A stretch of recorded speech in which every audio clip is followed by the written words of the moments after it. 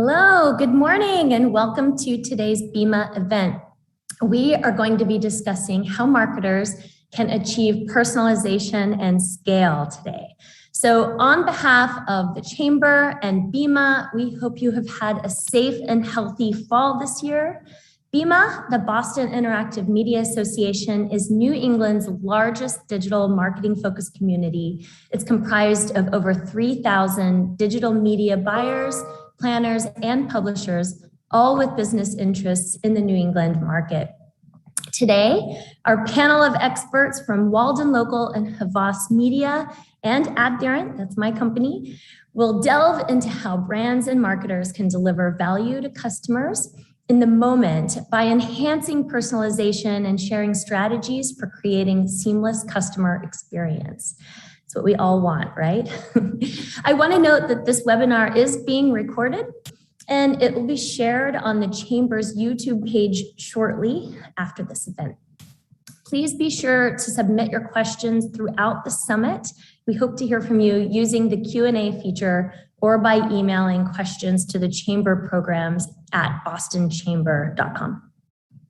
So I'd like to welcome our amazing speakers.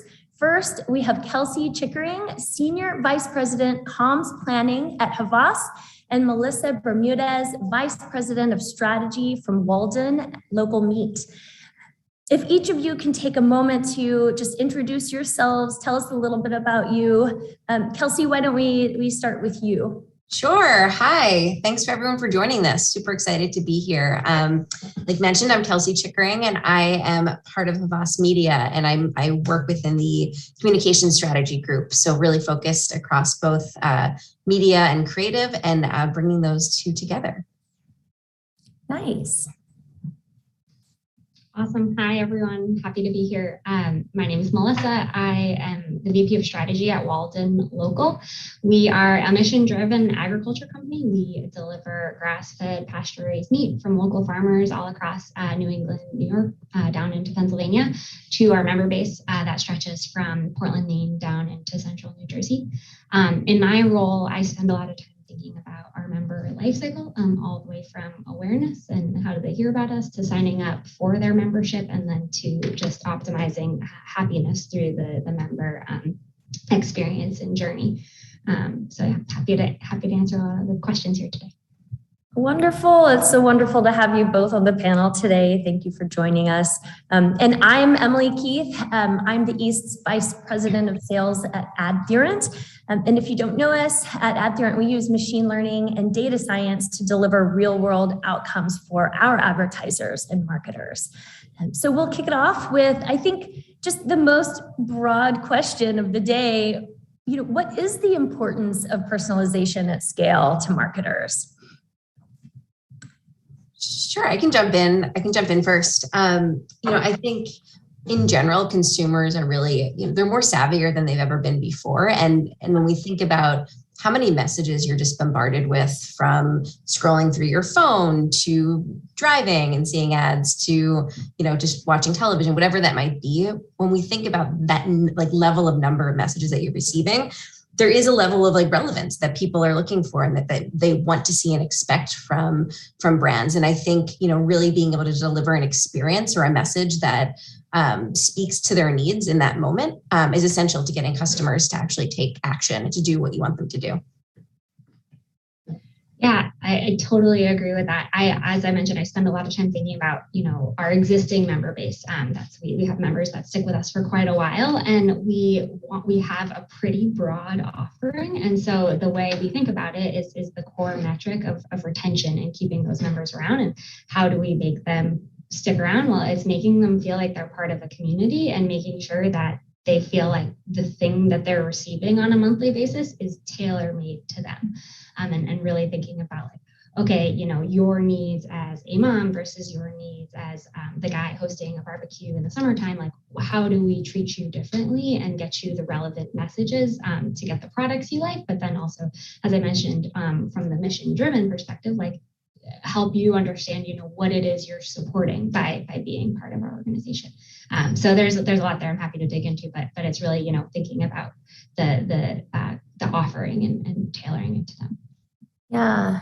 No, that's great. And when we think about, the customer life cycle, so in the life cycle of buying, purchasing a product, or like you said, where they are in their life at that moment, where do you think what role does customer life cycle play in all of this? Yeah, I'll just piggyback off of what I said from a retention perspective and from keeping them around and keeping an offering relevant to a given member for as long as possible. That's where a lot of my focus lies. I'm actually excited to hear from Kelsey and others here, because I think an area where we could improve is certainly from the awareness and acquisition side of things, in terms of like getting the relevant message out there. Where my efforts, particularly over the past year, have been focused has been, that, we've spent that money to acquire that member. Now let's keep them around for as long as possible.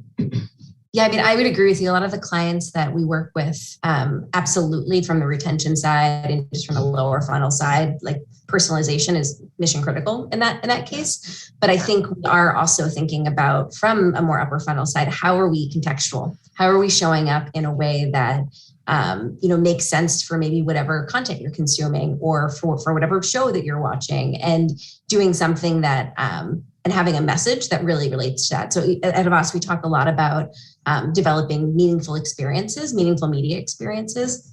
And really what that entails is looking at three different things. The first thing is connection. So how are we, reaching the right people to catch the attention of that audience in some way? And then having the right content when we deliver that in the right context. So looking at, what's the best environment where we know they're going to be in the mindset to take some sort of, action or change. And that could be in very, upper funnel messaging, but can also be lower funnel and retention too. But being really clear about, what mindset we think that they're in each of these different, places or stages, and delivering a message that like I said, makes them take action or change their mind or do something with the message. Right. Yeah, it's going to resonate the most, right? If it's most relevant to them and where they are in the life cycle, right? So thank you for that. And then, the holiday season is coming up. It's November, which is kind of crazy to even believe. But as companies continue, to prep for a holiday shopping season, where should marketers focus their personalization initiatives? And how does, this year's holiday season differ from, let's say, last year? Yeah, I mean, I think this year is going to be intense in a lot of ways, because you look at just how much online shopping has accelerated since the pandemic. I mean, people are so much more accustomed now to ordering online and to making those purchases ahead of time. But I think when we look at all of the issues with like fulfillment that's been in the news and that everyone's reading, I suspect that people are going to be shopping a lot earlier than they were before, and are going to be thinking about the holidays and thinking about shopping for, all your Christmas presents or Hanukkah presents, like now, not necessarily waiting until after Thanksgiving, because there is such a fear that you're not going to get your product in time. So I think in a lot of ways, there's two parts to this. I think for brands, first of all, probably need to look more inward first before they go outward to say, can we fulfill on the product needs that people are looking for? And if we can't, how are we at least fulfilling it with our current customers? Like, you were talking about, Melissa, and how are we making sure that we're delivering a great experience to the people who have come to us first before necessarily we, try to grow and expand and potentially have, a bad experience for people. And I think, aside from that, it's also just looking at, like I mentioned, if shopping's happening earlier, how are you beginning to pull up your media dollars into, this time period, or, ahead of Thanksgiving, to start to get people thinking about coming to you, before they've done all of their holiday shopping? Yeah, a lot of that definitely resonates. And in some ways, I was going to say, like, for us, the time has come and gone already. We're not doing too much differently at this point. To exactly that last point, from a ad spend perspective, like we don't honestly think we're going to be super competitive, given a lot of the dynamics Kelsey was saying. And so we are re-entrenching, you can probably sense a theme in our existing member base, and ensuring that we've got the right offerings for them for their holiday season, which, we do have seasonal offerings, and that ends up being like a pretty significant portion of our business to ensure, we're curating this occasion for a given occasion, e.g. Thanksgiving or Christmas coming up. And actually the way this is just super different for us from 2020 is like we have the opportunity to kind of like step up or sit back and breathe about what's going on right now. Last year, it was still like the craziness of the pandemic. And for us as a local supply chain and a regional supply chain, we are much less immune to like the shocks going on right now. And last year was much more a story of actually like continuing to build up the supply chain to meet the demand we needed to. And so what's really exciting for us this year is like we have stepped back. We have created the strategy for around a holiday season and around these offerings that we're really excited to be offering to our member base. But what that really kind of means in a growth perspective is taking a little bit of a pause, frankly. And then, so we love personalization, right? And it's all about the time of year and the individual and the customer life cycle. But is there a limit on how much personalization is too much for today's customers, right? Like, what ways can marketers find that sweet spot between using data for customer personalization and not seeming too intrusive? Yeah, I mean, I can give an anecdote. Just the other day, I have a 1-year-old daughter, and we've been teaching her, what different noises that animals make, like what sound does a cow make? Moo. Yeah.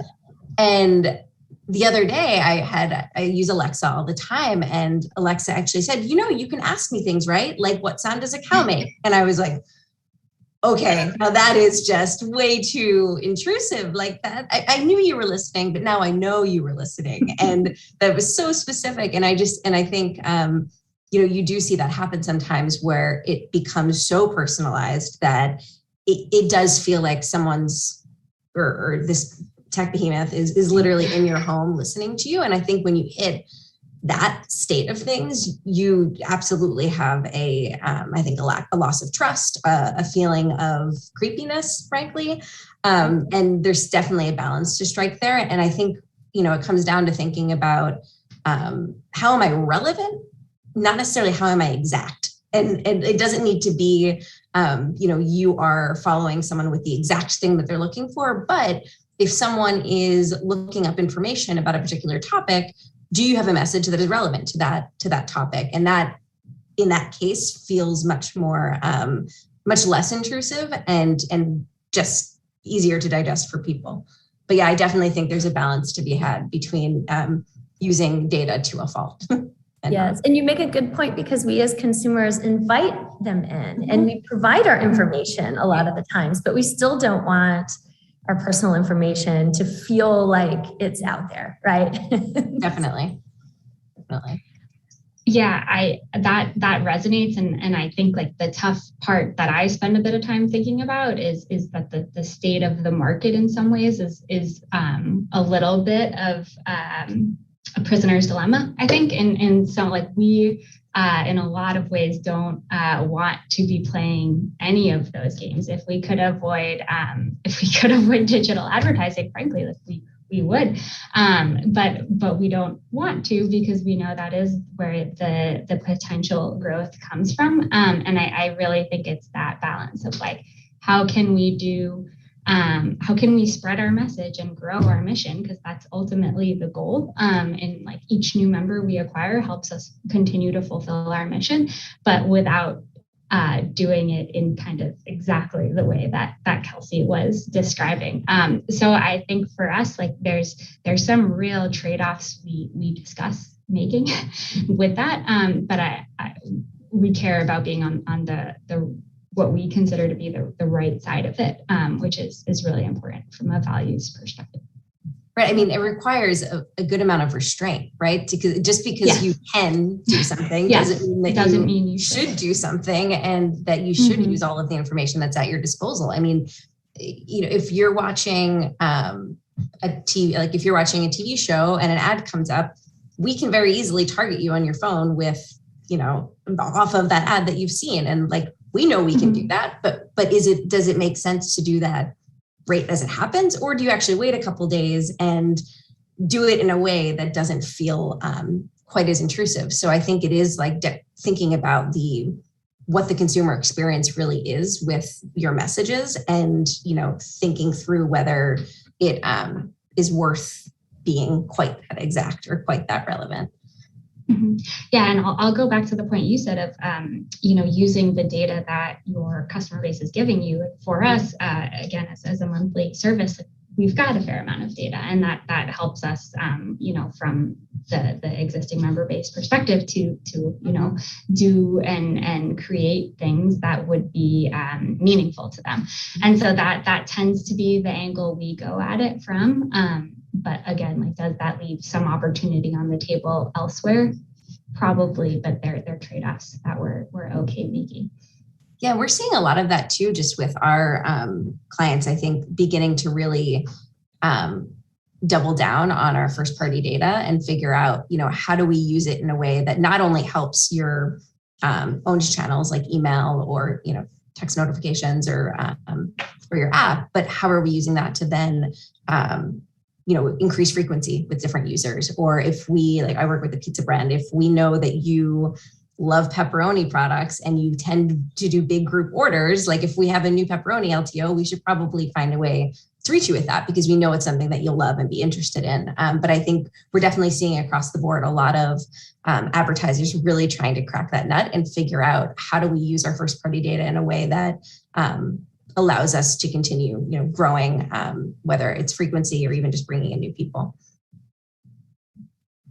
Yeah, and I'm sure there are certain formats in which it's perhaps better to further personalize and use some of that data, perhaps in an email message that's one-to-one versus perhaps a display ad unit. So that's something that you are challenged with and have to think through as well, I'm sure. Absolutely. So on that note, then, let's talk about data privacy. So with the recent and ongoing changes in data privacy, what are some data and analytics strategies that can now be applied to personalize content post third-party cookies? Do you want to start, or you want me to start? I was really excited to hear other folks' perspective on this, because it's an area we struggle with. But what I will just definitely say is back to the internal data and what we're able to collect, as well as hiring and finding help where appropriate to kind of augment the knowledge we've got internally.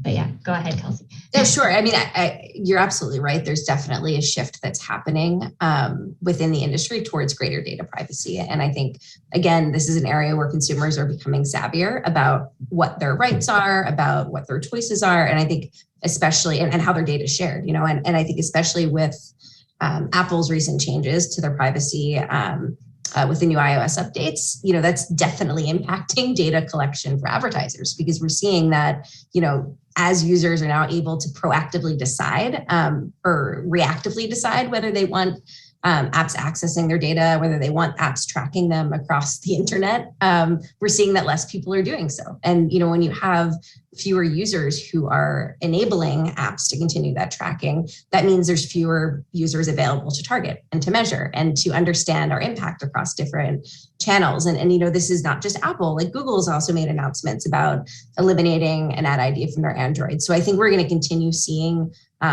the tech industry make changes in this, because, you mentioned, Melissa, being on the right side of it. I think there's definitely a desire for those companies to be on the right side of this issue and to figure out a way to make people feel more in control of their own data. And that's something that we're definitely monitoring at Havas. Like we're looking at, what is the opt-in and opt-out rates globally for who is choosing to allow data tracking versus not, and really beginning to figure out what the impact is on media spend, on conversions, on like other KPIs as well. And I think there's more to be seen as we get that data in, but certainly can expect that there'll have to be a lot of changes made to how we look at things. And I think that comes again back to contextual. So like, even if we can't necessarily track everyone across every app that they're doing and have that really seamless experience, we can have a sense of, okay, if they are consuming content in this one place,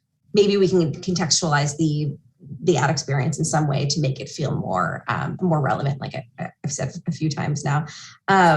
And I think it's just finding those new ways to have a relevant message, just given the challenges that we're all going to be facing in the coming years. Yeah.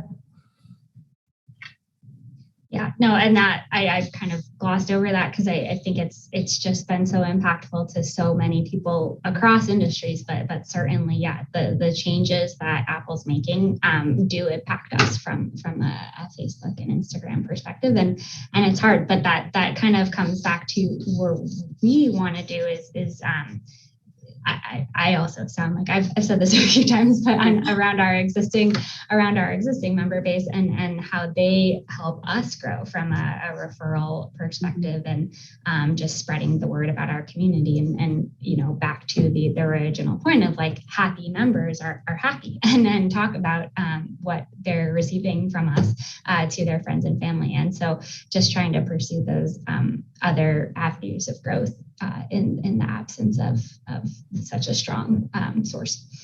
You bring up a great point, though. I think in some ways in many ways it's a good thing that these changes are happening just for like the user side, but also just from an advertiser or brand side, forcing yourself to be more creative or forcing ourselves to think hard about what we're doing for customers that's actually, keeping them happy.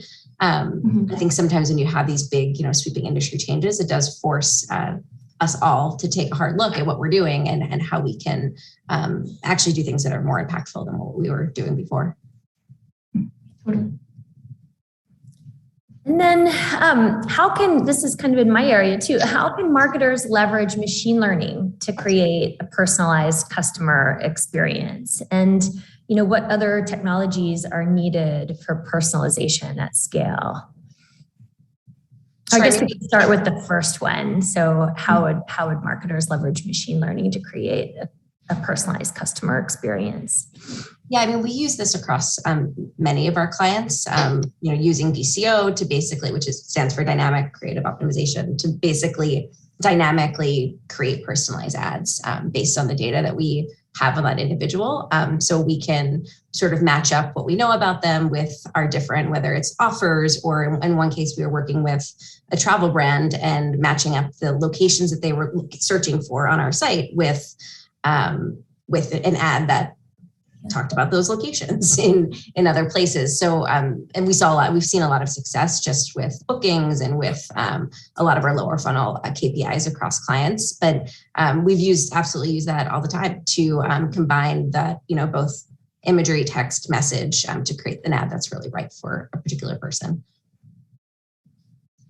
Yeah, for us, we're actually thinking about it from how we actually fulfill orders. The way you purchase something with us is you're not actually buying like a ribeye or a chicken breast. You purchase a share, and hence like right there is quite an opportunity for getting it right for an individual member based on their preferences. And so we're really thinking about feedback loops. And like, how do we get, the idea back from a member of like what they actually want? Did they like that? How do we inform, the iterations on a monthly basis as we're delivering to them?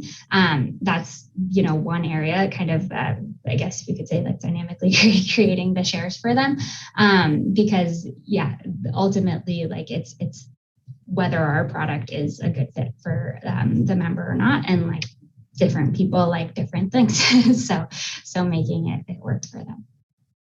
Yeah, same for us. I mean, we think of it a lot in terms of like the right messaging to the individual, but also, yes, we want to identify the right individual, but is this the right place and time to message to them? Is this where they're going to be most receptive? And then, of course, with the right message that's going to resonate with that individual. So, are there any other, technologies that would be needed for personalization at scale that you could think of? I mentioned DCO, and then we also often work with flash talking as well, which is an ad server that allows us to deliver said ads. Right. Yeah, from our side, we're working on some things internally, but Sure. Yeah, that's the extent of it. Yeah.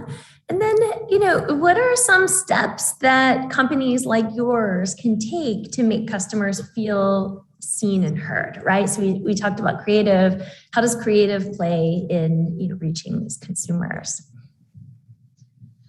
Something we take really seriously at Walden is our service. And actually, I think it maybe runs counter a little bit to the word scale, because we're truly talking about human interaction. So we do everything ourselves, from we processes of meat, work with the farmers. We deliver our shares to our members' doors in our own fleet of delivery vans. And we have a really well-trained member service team. And so for us, it comes back to those individual human to human connections, whether it's the delivery person that drops the share on your doorstep and you say hi to them and actually take the time to send us an email telling us how much you loved your driver, and we respond that we also love you, to the members that respond on our Facebook ads saying this is the best meat ever, make sure you sign up. And we take the time to respond to them and say thank you, and maybe drop something extra in their share for the next month or something like that. We think about it like that, which I think is it's harder to scale, but it ultimately the feeling of care, of ownership, of wanting the rest of the people in our community to feel like they're part of the community. That's ultimately our kind of bread and butter. I would say from our side, within the strategy group, we have both an insights team and a comms team, which is what I specialize in. And a lot of work that we do is just around really understanding the consumer and understanding who we're talking to. So whether that's building out customer profiles and understanding everything from not just their media habits, but what motivates them, what are different psychological drivers, what are the different, who influences them, what types of media influences them, and really trying to get a good understanding of who they are. And then, I think building out consumer journeys and really starting to look at, based on who that person is and what motivates them, how do they interact with whatever category that we're talking about? Where are the areas of friction? Where are the areas of highs and lows where we can either try to fix a problem or lean in because they're actually in a really good mindset. So really understanding the consumer mindset across those different, stages of a journey with a given category, and then using that as our inspiration for, this is maybe the type of media touch point that we need at this point in time. And because this is a friction point, this is actually an area where we should have a message that somehow fixes that friction or delivers on, what mindset they're in. So we do a lot of work around both consumer understanding and then also just journeys to inspire both, the media plan and the messages that we need to serve there. Wonderful.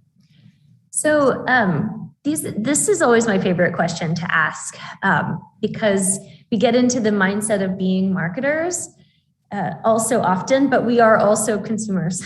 And so we've talked about the ways to use personalization to connect and retain consumers. But when thinking about ourselves as customers, what are some of the brands that you have seen achieve that seamless approach to personalization and do it just really well? I can add a few. I think I get retailers kill me every time because Saks Fifth is follows me around the internet, and in some ways it's probably creepy. However, I tend to be browsing and then they end up, I almost use it like a Pinterest board because they'll serve me up other products that I hadn't looked at, but actually are definitely in my style or in the vein of the things that I like. And I always find that is good inspiration, and it usually makes me click and end up buying more things that I probably don't need. So I think in general, like Of course you need. Saks Outfits is great at that, and then I mean the baby brands are just brilliant at sending me on Instagram all of the things that I didn't realize that I needed or wanted, or had to have that 7th Christmas party dress for my 1-year-old. So I definitely as a consumer get killed by retailers because I hate in-person shopping. So the online shopping helps. Yeah, that last example absolutely resonates because Hannah Anderson. Oh my gosh. They just get me every time with the 40% off sale. And I know. Tea collection too. They're going to do it. Yeah. And it's just like they've got they seem to know exactly when my also 1-year-old son needs a new size because there's the email and it's like, okay, yep, I got to re-up on the 12 to 18-month-old clothes. So I think they do that pretty effectively. The other brand, I don't honestly love them, but Amazon. I mean, I go on that site. It's my husband and I just are always like, do we need to get it at Amazon? And it's like, yep, yeah, we do, because it's so easy. It's so great. We even have the Amazon credit card because like we get the cash back. They tell us at every purchase, like, there's your points, there's your money off. They're always saying like, there's that thing that you bought 7 months ago that you probably need now. And it's like, I do. Yep. And so I do kind of struggle with that one because I think it's really inspiring what they are able to do and accomplish and get people to buy. I wish we all bought a little less, sure, but at the same time, like they make my life incredibly easy. And to like have that tension about a brand, like that obviously says something. So do we want to replicate them 100%? Absolutely not. But yeah, I think there's certainly something to learn from what they do. Yeah. I mean, somehow they know that I'm a sucker for a good sale. And so kids clothing, fashion, they know what I like to eat. And even Amazon Fresh, like I was checking out the other day and because I did try to buy it, like go to a local grocery store, but the prices are just so high that I couldn't justify it. But I'm at checkout and they're like, oh, you forgot these products that you typically get. Do you want to add them? I'm like, yes, I need avocado. I forgot that I needed that. And it's amazing that level of just recommendation engine. And for some reason, I think because you know that you were giving them that information and you are on their site and that level of personalization and relevancy doesn't feel intrusive because you're within their, owned and operated site and you've given that information willingly and it's helping. And like, you said, Melissa, it just makes your life so much easier. You can't deny it. Yeah. The airlines also do a great job because they know if you travel a lot, they know that you want to get to that gold status or that platinum status. Yes, I've got to get there. So, yeah, no, that's a lot of fun. And so is there anything that we didn't talk about already in terms of, what was it about the strategy that made them stand out? Or is there something that perhaps worked or didn't work that you might have done differently? Well, I will say with this one, this is definitely like, if we want to talk about some targeting flops, I must have been looking at something on, I think it was Nordstrom or Saks or Fifth, on, clearly that's where I shop, on for Halloween. It had to have been because I started getting targeted around like everywhere with ball gowns, like true ball gowns. And I was like, first of all, I didn't know that they sold these things, but they clearly put me on a list of ball gown purchasers and I just couldn't be rid of it. And I think I finally actually said like, this ad's not relevant to me because it was getting insane that's all I was seeing. And I think when the strategy is so repetitive and the ad that you're showing, the frequency is so high, it gets to a point where you're like, okay, I've seen this 10 times in the last month. It wasn't relevant to me the first time and now we're at time 10 and I'm a little bit annoyed about it. So I think being like really smart about even just frequency capping is key to make sure that you're not continuing to hit someone with the same exact message. Like if they chose not to engage time 1, like maybe time 15 isn't the answer. I definitely agree with that as somebody who gets some really off Amazon Kindle recommendations all the time. It's always the romance novels for some reason. But no, what I think Amazon does really well is, well, actually, so it's my husband's email. I don't actually know super well their email campaign, but I have to say, like, I go to their site and that's when I'm hit. Like it's me engaging with the brand, and then it's like, and now like do these things that we probably want you to do. And I do think that's, here I am saying like, I can't blame them. Like I'm the one doing this, and like clearly that engenders some loyalty and sense of like, okay, well, go ahead and do this thing that otherwise, like Kelsey is saying, is creepy if not personally perpetuated by yourself as a consumer. Yeah.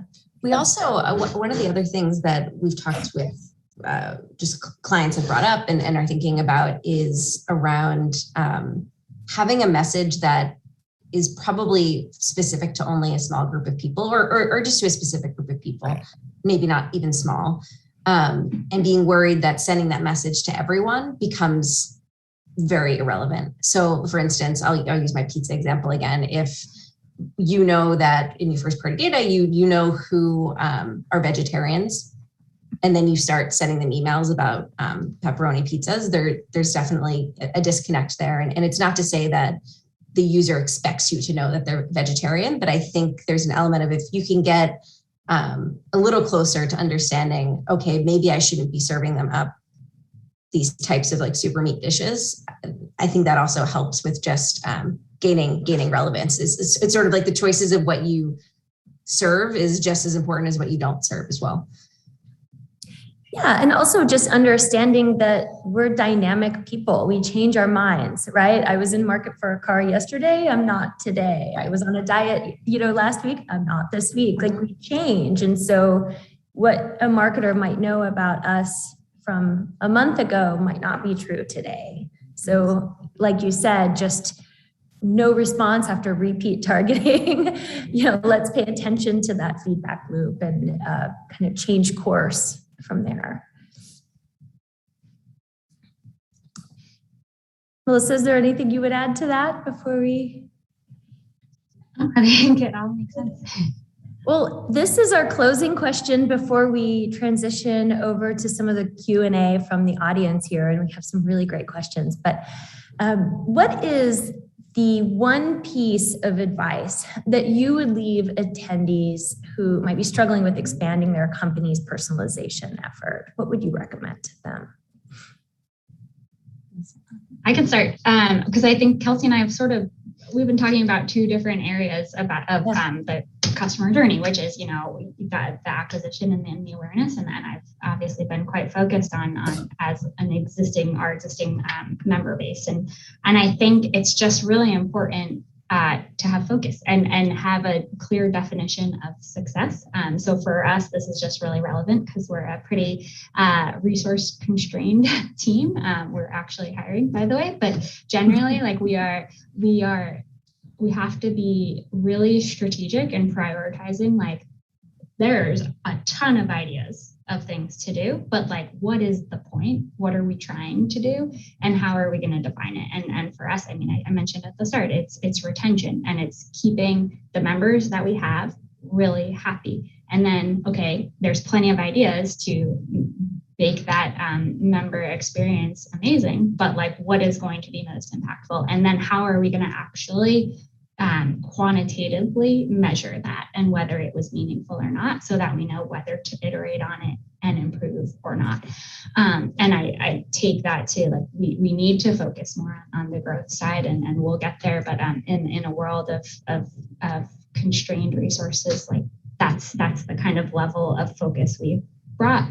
So I just really advise that of like, have the plan, have the measurement of success and be able to measure it.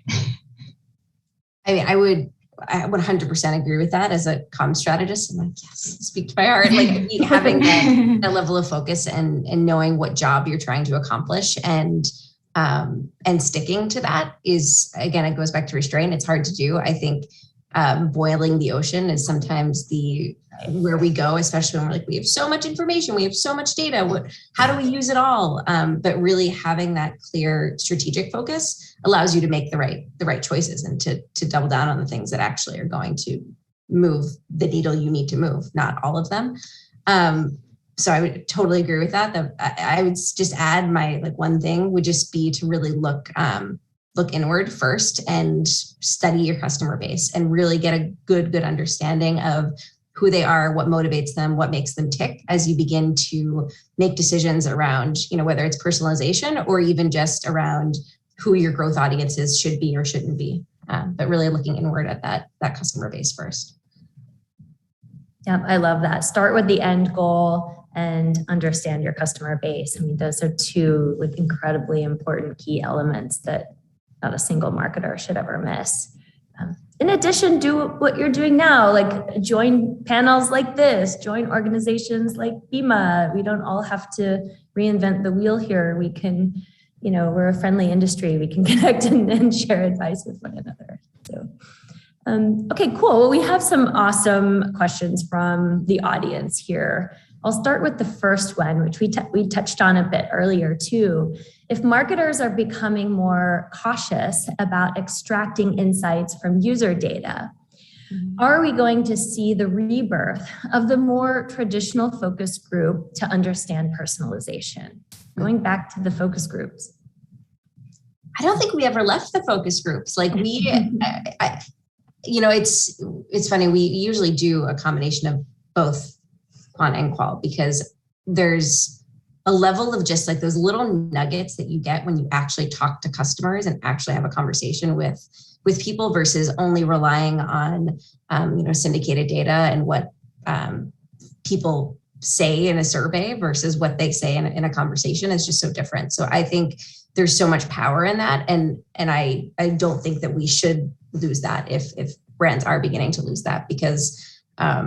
That's what some of the juiciest, best insights come from are those conversations versus, like I said, just using the data tools that we have. I mean, we have this one tool at Havas called Arcadia, and that it actually allows us to take qualitative survey data. So taking all of those responses, and it uses IBM Watson to begin to analyze what those responses might mean in terms of positive or negative or just different themes that come up along the journey. So that's an area where we've been able to combine sort of the super tech side with real responses from people so that we can really get an understanding of mindset along the journey.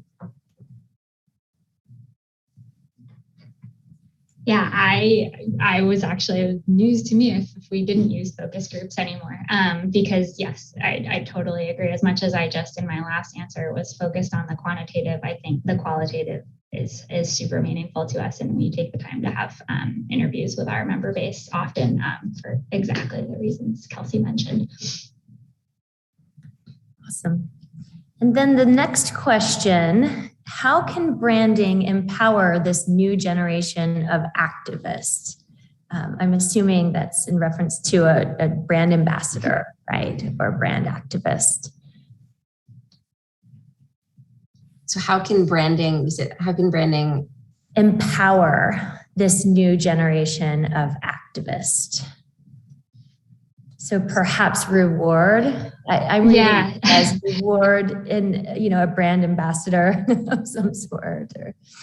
Well, yeah. I mean, in terms of one of the other answers I gave, and looking for other avenues of growth when Facebook and Instagram are not working so well, certainly ambassador programs and referral programs are incredibly meaningful. So I think if that's the question, it's it's an advantageous environment. I would think so. Yeah, and I feel like that environment has gotten complicated with the prevalence and emergence of just influencers and creators and using them as ambassadors. We think about who we would work with for different brands, part of it is really understanding who's a true brand fan versus who is just doing this for the cash. Because I think that while they have a tremendous influence on people and can really help your brand find growth and find new people and become part of culture, it's also important to look at how that message will be perceived and whether people really trust it or not. So I think as brands begin to move even out or continue to move outside of the traditional brand ambassador to the influencers and creators, like that's just something that should be kept in mind. Yeah, I would just say that certainly from our perspective, as we think about it, like it's definitely finding the right partners that are aligned with the brand and true brand advocates. And we're not looking for people that are just, have the tons of followers. It's, who's the right fit, certainly. Definitely. Thank you. That was awesome. And then the next one, I like this one. How can a small business that doesn't have the biggest budget work on personalization? Perhaps where should they, and now I'm adding to this question, but how can they work on personalization and perhaps where should they focus their funds first? That's your wheelhouse. I know. I think I'm a bit biased. Certainly the kind of little tactical strategies I mentioned about the human touch, like those are quite cheap. And that's, depending on how you value your time. But that's the resource they need is time. And I don't think they require that much money. And for us, like it's really creating that impassioned set of members that are just, going to be the brand advocates you want them to be. And again, I think that's through kind of like personalized service. If it's handing something extra out when you ship a good, or like there is definitely a baby brand. I got something when I was pregnant where it was like a handwritten note, and that was lovely. And again, like it takes someone some time. It could have even been pre-printed. I don't know. But I think those kinds of little touches go such a long way in this kind of environment where everyone else is getting everything from Amazon, apparently. I guess the only other thing I would add is more of like a caution than advice, but just looking at your media mix. And of course, knowing that you have limited dollars, I think it's natural that many small businesses turn to the likes of, Facebook, Instagram to sell and rely on that. Like if you looked at when the outage happened a couple of weeks ago, and so many small businesses were impacted really negatively. I know I was reading about one business that 85% of their traffic was coming from Facebook. So they just saw an incredible loss just in that one day. But what I think it speaks to is over relying on one media source or one place for your sales, and really thinking about how you have a more diverse set of channels or communications, that whether it's your own channels and having those really amazing touches that Melissa talked about, or just other media channels to supplement your overall communications plan. So the next question is, and we touched on this earlier too a little bit, but how has personalization changed pre-COVID versus during COVID and now? So I guess, or has it not, or how much, how has it changed? I can start, and more just in the sense of, so we're actually an 8-year-old company, but we did grow a lot during the pandemic. And so I would just say, like, now that the pandemic is almost 2 years old, like that's a significant portion of our time as a company, and in the span of us just even understanding our members, to Kelsey's points of, like truly understanding, who your customer base is, and digging into the data, that like it's changed so much as just like the pandemic has been going on for a very long time. But the other point is, I said earlier, just our supply chain issues that started at the beginning of the pandemic, and issues more in the sense of just like doubling the output of a physical good in a month's time is crazy. And so like we've shifted from, like what was a pretty steady state business to like, okay, now it's survival mode to now, okay, like in the span, as all D2C companies are kind of experiencing right now, like, okay, now it's a little bit back to normal. Like, what does steady state look like? How do we truly, continue to create value for our member base? Essentially going back to basics a bit, especially even just in the context of what's happening with Apple and Facebook too. Like, really focus on the brand, focus on the messaging, focus on your customer base, and just like what is impactful there. So yeah, it's been a wild ride, I guess is the some story of it. But yeah, it's feeling like it's a little more steady state again.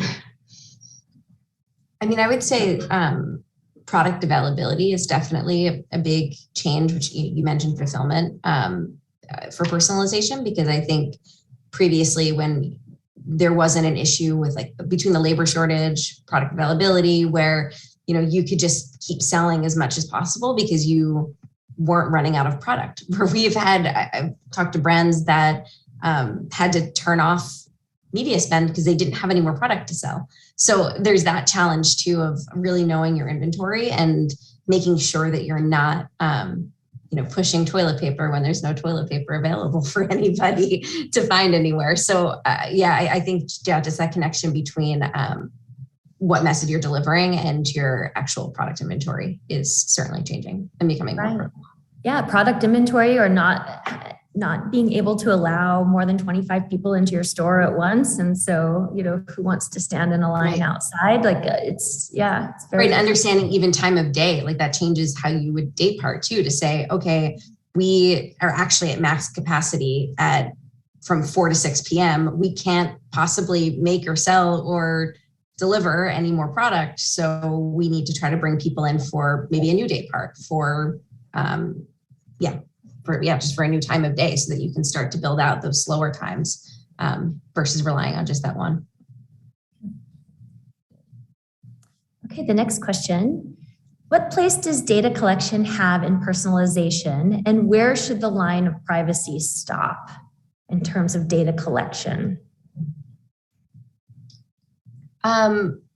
I think we've talked a lot over the course of this about how important data collection is as a part of a lot of what we do with personalization, especially if you're trying to scale it and you want to have something that's more dynamic and more automatic.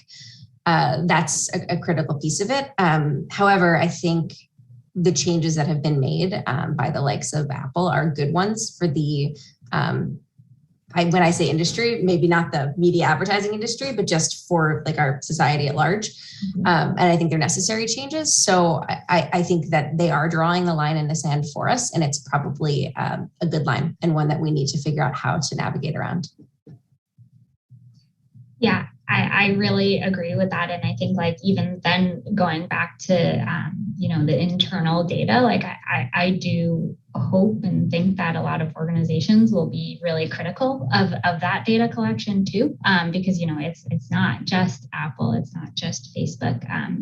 We talked about Amazon. And so I hope that sort of rigor can be intellectual, philosophical rigor can be applied across the industry. We'll see. Good. Okay, the next question is about social media and TikTok. So what role does social media play with personalization, especially with the boom in popularity TikTok has gained?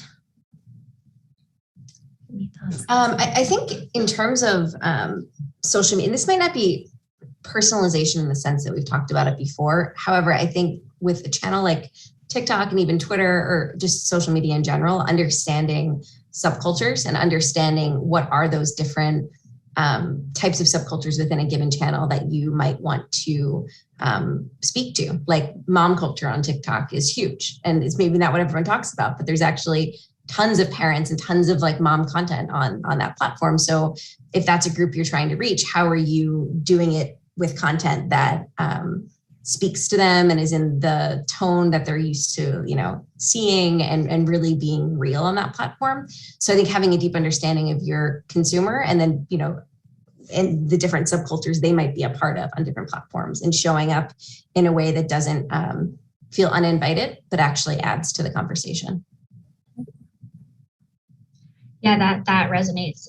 We are not on TikTok. We have thought about it. I didn't know about the mom subculture, but I think for us, we definitely think about it with our own social media presence and think about, who is this set of people that we're having a conversation with and how do we make it most relevant? It's definitely a different conversation than might be having had, through our advertisements. And I think I mentioned, but what we definitely need to even do better is, target those ads better in all the ways Kelsey was describing.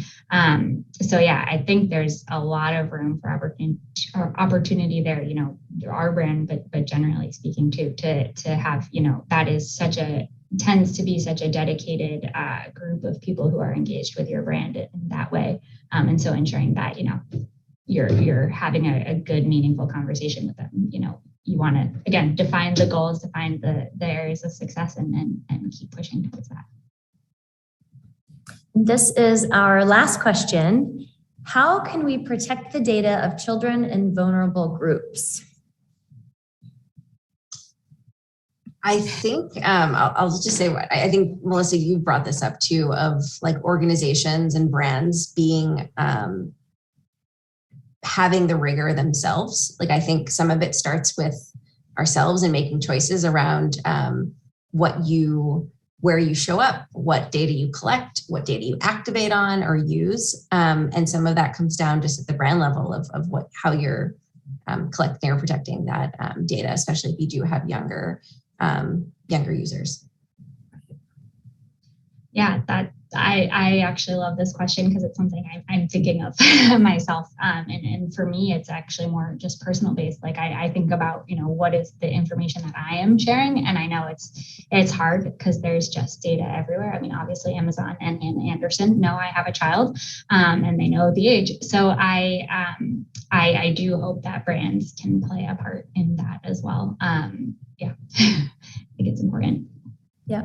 As both of you said, just because you can doesn't mean that you should act upon those pieces of data if you have them.